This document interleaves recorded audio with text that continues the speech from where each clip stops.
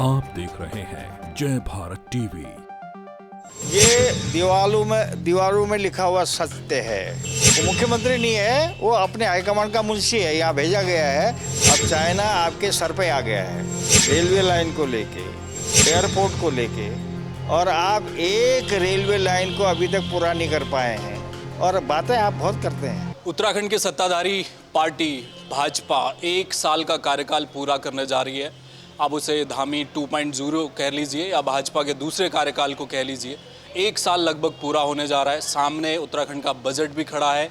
इस बीच पिछले कुछ महीनों में उत्तराखंड में जोशीमठ जैसी एक बड़ी त्रासदी को देखा और उसे लेकर लोग अभी भी आंदोलन कर रहे हैं। वो खुश नहीं हैं जोशीमठ के जो स्थानीय निवासी हैं। दूसरी तरफ उत्तराखंड का बड़ा यूथ वर्ग जो सड़कों पर रहा, जो सीबीआई जांच की मांग चाहता है। कई तरह के पेपर स्कैम एक के बाद एक आए। इन सब के बीच में नज़रें अगर किसी दल को ढूंढती हैं तो उत्तराखंड क्रांति दल है, क्योंकि ये वो दल जिसने उत्तराखंड की नींव को रखा, झंडा बुलंद कर आगे इसके नेता चलते रहे। लेकिन धीरे धीरे जब राजनीति उत्तराखंड की आगे बढ़ती चली गई, जैसे जैसे उत्तराखंड युवा होता चले गया, उत्तराखंड क्रांति दल क्यों धीरे धीरे नेपथ्य की ओर जाता रहा, ये एक बड़ा सवाल है। आज के इन्हीं सवालों पर हमारे साथ बातचीत करने के लिए उत्तराखंड क्रांति दल के राष्ट्रीय अध्यक्ष काशी सिंह ऐरी हैं। पुराने खांटी नेता माने जाते हैं उत्तराखंड के। उनसे सवाल पूछना आज बहुत मौजू है। सर, सरकार का 1 साल किस रूप में देखते हैं आप? ये सरकार का 1 साल तो ये कहिए कि ये पुष्कर सिंह धामी जी का 1 साल है। वैसे तो भाजपा 2017 से काम कर रही है और 6 साल होने जा रहा है।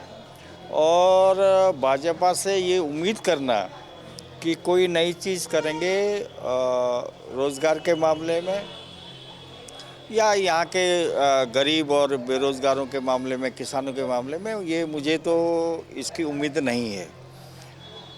अब धामी जी ने 1 साल में क्या किया, क्या नहीं किया, ये एक अलग सवाल है। और पूरे भाजपा के मुख्यमंत्री होने के नाते वो दिल्ली से जो कुछ भी उनको कहा जाएगा वही करेगा बेचारा। वो कोई नई अपनी ओर से कुछ नहीं कर सकता है। उसको दिल्ली के अपने हाईकमान को खुश करना है, उस हिसाब से काम करता है। वो बेचारा क्या करे, वो मुंशी है, वो मुख्यमंत्री नहीं है, वो अपने हाईकमान का मुंशी है। यहाँ भेजा गया है कि तुमको ये करना है, ये हिसाब करना है, ये इतना पैसा इकट्ठा करके यहाँ देना है। जो पहली परंपरा रही है भाजपा में, कांग्रेस में, वही अभी भी चल रहा है। आप कह रहे हैं कि पैसा इकट्ठा करके दिल्ली जा रहा है, लोगों को बंट रहा है? बिल्कुल बिल्कुल, ये दीवारों में लिखा हुआ सत्य है। कोई इसको समझे या ना समझे, माने ना न माने, इनका केवल और केवल ये होता है कि दिल्ली से जो मुंशी यहाँ ला के बिठाया जाता है प्रदेश में, उसका केवल और केवल काम ये होता है कि भाई हिसाब किताब देखो, इतना पैसा इकट्ठा करो, हमको यहाँ ला के दो ताकि हम चुनाव लड़ें और प्रदेशों में इसको खर्च करें। इसके अलावा क्या है? इसके अलावा क्या है? आप कौन से नए प्रोजेक्ट ला रहे हैं, आप कौन सी नई स्कीमें ला रहे हैं, कौन सा नया काम कर रहे हैं? कुछ भी है? मुझे बता दीजिए। धामी की सरकार हो या पिछली कोई भी सरकार हो, भाजपा की, कांग्रेस की, अपने प्रदेश में ये लोग कुछ नहीं करते, केंद्र सरकार का मुँह ताकते रहते हैं। और अभी कांग्रेस ने भी एक शिकूपा छोड़ा है कि साहब वो केंद्र विशेष राज्य का दर्जा। हम शुरू से इस बात को कहते रहे हैं, और विशेष राज्य का दर्जा ख़त्म करने में वो तो भाजपा वाले कांग्रेस को दोष दे रहे हैं। हम कह रहे हैं कि दोनों दोषी हैं, और ज़्यादा दोषी भाजपा है। भाजपा जब से आई है तब से विशेष राज्य का देखो अलग अलग है। उसमें कुछ मदों में 75% हमारा सेंट्रल गवर्नमेंट का होता है, 25 स्टेट गवर्नमेंट करती है। किसी में 90 केंद्र से 90-10 का रेशियो होता है, अलग अलग है। लेकिन ओवरऑल जैसे पूर्वोत्तर के राज्य हैं उनमें 90-10 का है। चाहे कोई भी योजना भारत सरकार की हो, उसमें 90% केंद्र सरकार देगी, 10% राज्य सरकार देगी। ये है विशेष राज्य का दर्जा। उसके अलावा और भी बातें होती है, जैसे औद्योगिकरण में है या दूसरी जो एग्रीकल्चर में है, हॉर्टिकल्चर में है, उसमें विशेष राज्य का दर्जा होगा। तो उसके लिए अलग स्कीमें आती हैं और केंद्र सरकार की वो जिम्मेदारी होती है कि पूरा करे, लेकिन किसी को कोई फुर्सत नहीं है, किसी को कोई जानकारी नहीं है ये विशेष राज्य का दर्जा होता क्या है, कैसे सेंट्रल गवर्नमेंट से हमको हासिल करना है। ना भाजपा जानती है ना कांग्रेस जानती है। और ये मैंने पहले भी कहा, ये मुंशी की तरह काम कर रहे हैं, चला रहे हैं। जब तक जनता इनको समझेगी नहीं, इसी तरह से जनता ठगी जाती रहेगी। अब हमारी भी जिम्मेदारी कि जनता को ठगने से बचाएं। हम कोशिश कर रहे हैं, हम उसमें सफल नहीं हुए, ये मैं मानता हूँ। सर, आपने कहा कि केंद्र से भी बहुत कुछ नहीं मिलता, लेकिन धामी जी कहते हैं कि बड़े रेलवे प्रोजेक्ट चल रहे हैं। अब तो 2-3 सालों में उत्तराखंड सबसे ज़्यादा टनल निर्माण करने वाला राज्य बन जाएगा। चारों तरफ विकास हो रहा है, 6 लेन की सड़क आ रही है देहरादून तक दिल्ली से। 6 लेन की सड़क का जो मामला है वो भारत सरकार का एक नीति है, गडकरी जी ने ये चला रखा है, लेकिन वो इधर ही है और उससे बहुत ज़्यादा फर्क नहीं पड़ता। आपने रेलवे की बात कही है कि नई रेलवे लाइन बिछेगी, मुझे आप बताइए, आप ही बताइए, आप पत्रकार हैं, कहाँ एक ये ऋषिकेश कर्णप्रयाग को के अलावा कहाँ कहाँ का हुआ है? उधर टनकपुर, बागेश्वर, काठगोदाम बागेश्वर, जौलजीबी तक की बात थी और उन्होंने, अब चाइना आपके सर पे आ गया है रेलवे लाइन को लेके, एयरपोर्ट को लेके, और आप एक रेलवे लाइन को अभी तक पूरा नहीं कर पाए हैं और बातें आप बहुत करते हैं। उसके लिए कहाँ है आपने कौन सा प्रोविज़न किया है? बजट में कहाँ उसका उल्लेख हुआ है? मुझे बता दीजिए आप। इस बजट में कहाँ पर नई रेलवे लाइन का सर्वे भी कहा गया है? कहीं सर्वे की बात ही नहीं हुई है, तो बनने की बात तो बहुत दूर की बात है। तो ये शिगुफे हैं, ये जुमले हैं, इससे काम चलने वाला नहीं है। लेकिन एक बात मैं आपको ज़रूर कहूँ कि जब तक आप सीमांत क्षेत्र में यातायात को, चाहे वो सड़क का हो, चाहे रेलवे का हो, चाहे हवाई का हो, इसको ठीक नहीं करेंगे, चाइना की चुनौती से आप मुकाबला नहीं कर सकते हैं। पिथौरागढ़ का एयरपोर्ट है,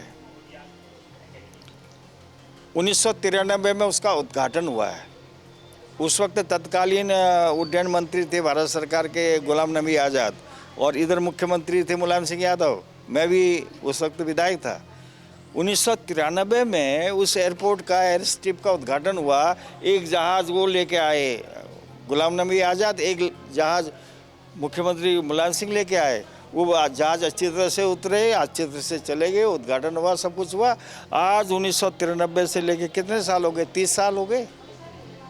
30 साल तो हो ही गए। 30 साल में अब हम कह रहे हैं कि नहीं, अब इसमें ये होना है, उसमें उसकी रिपोर्ट आनी है। इतना ड्रामा हुआ। इन्होंने किया, एक बार को 9 सीटर एक जहाज़ चलाया, उसका एक बार को एक हवाई जहाज़ का एक वो दरवाज़ा निकल गया, बड़ी मुश्किल से वापस आया वो।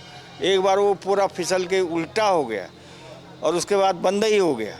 तो ये काम करने वाले लोग नहीं है, ये भाषण देने वाले, सिगुफा छेड़ने वाले लोग हैं।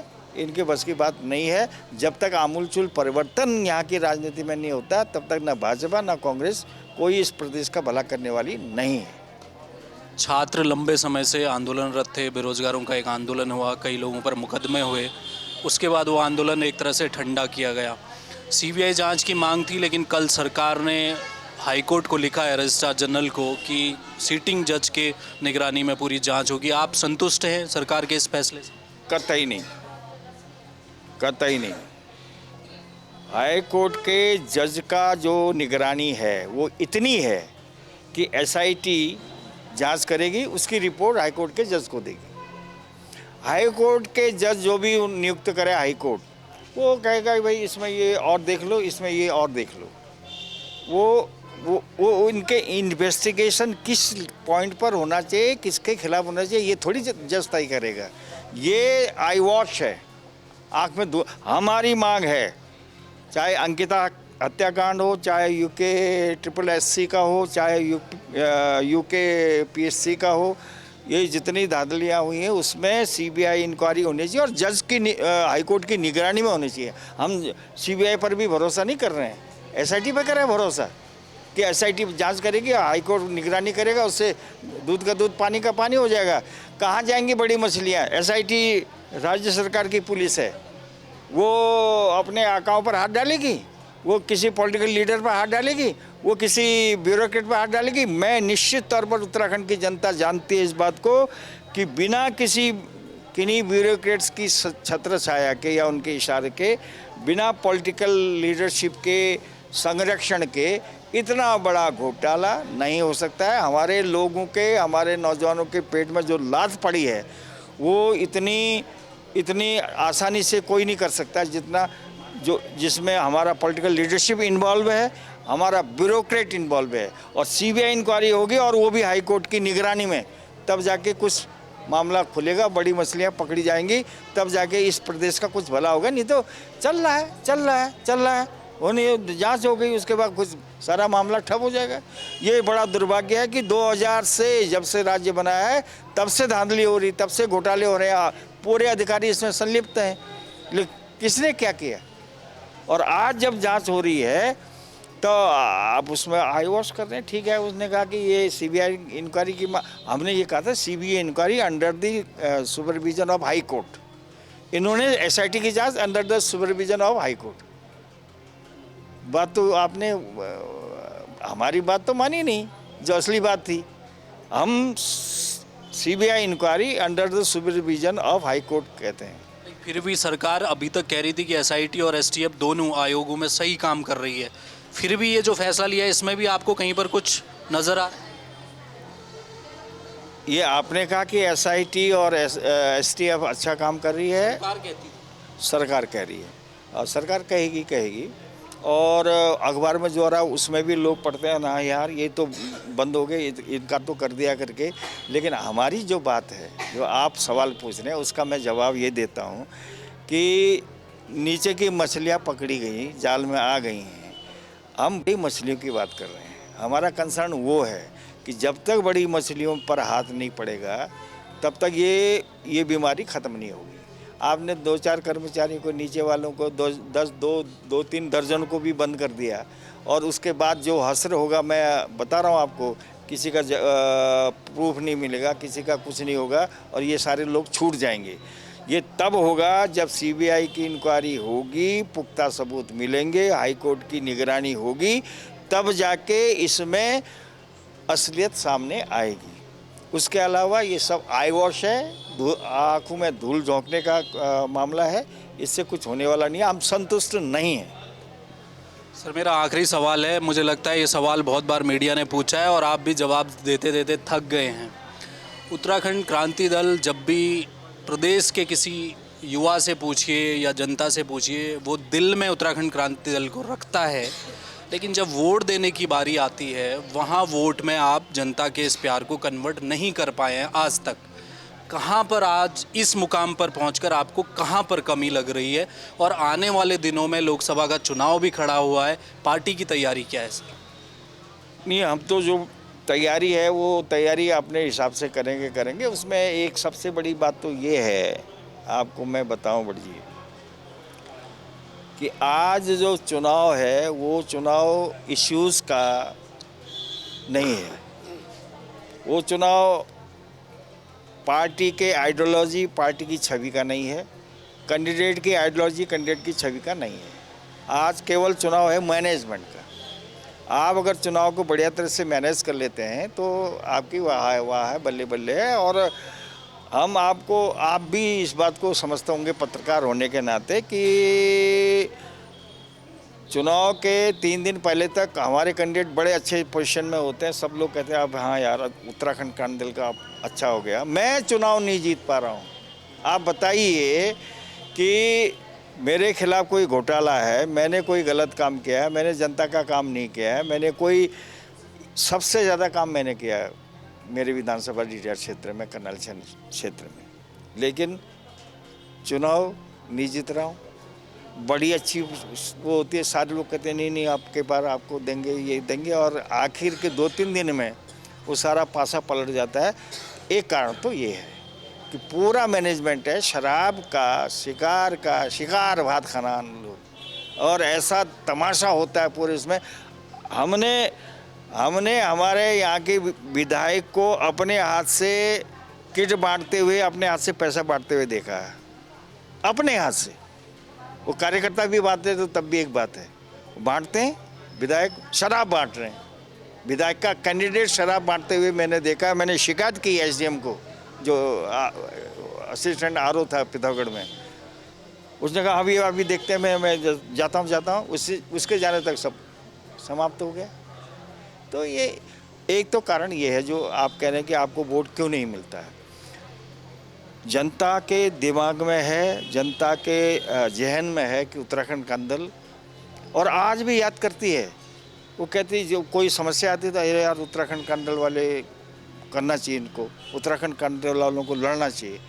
हम लड़ते भी हैं, जितनी हमारी ताकत है, जितना हमारा वो है उसमें लड़ते हैं।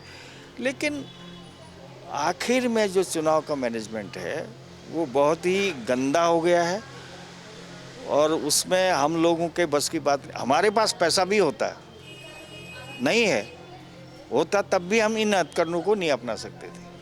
नहीं, हमारे आइडियोलॉजी में, हमारे सिद्धांत में ये नहीं है कि हम शराब पिला के वोट ले लें, पैसा दे के वोट ले लें, शिकार खिला के वोट ले लें, ये हमारे सिद्धांत में नहीं है। अब अगर हमारे पास कल के दिन भगवान करे पैसा आ जाए, संसाधन हो जाए, तब भी हम इस प्रैक्टिस को अपनाएंगे नहीं। अब कैसे जनता को ये समझाएं कि ये आपको खरीदने का सबसे सस्ता तरीका है, सबसे सस्ते में आप बिक रहे हैं, और ये आपको बहुत बड़ा नुकसान करेगा। ये जब हम उनके बीच में ये जागरूकता पैदा कर देंगे उस दिन फिर इनकी नहीं चलेगी, फिर उत्तराखंड का दल जैसे लोगों की चलेगी। अब उसके लिए कोशिश कर रहे हैं, कितना समय लगेगा देखने के बाद। चलिए, हमसे बातचीत के लिए शुक्रिया। Thank you. तो ये थे यूकेडी के केंद्रीय अध्यक्ष काशी सिंह ऐरी। सवाल ज़रूर है, सामने खड़ा है कि आगे उत्तराखंड क्रांति दल का सफ़र कैसा होगा, लेकिन एक उम्मीद है। जो बात काशी सिंह ऐरी कह रहे हैं कि जितने सस्ते में लोग बिक रहे हैं उनको समझना होगा, और एक दल जिसकी ओर हर विपत्ति में उत्तराखंड देखता है वो आज भी अपने रास्ते पर खड़ा है। अब फैसला जनता को करना है, और जनता का मन कब बदलेगा उसका इंतज़ार आप भी करिए, हम भी करेंगे। कैमरा मयूर उपाध्याय के साथ हेमभट्ट, जय भारत टीवी।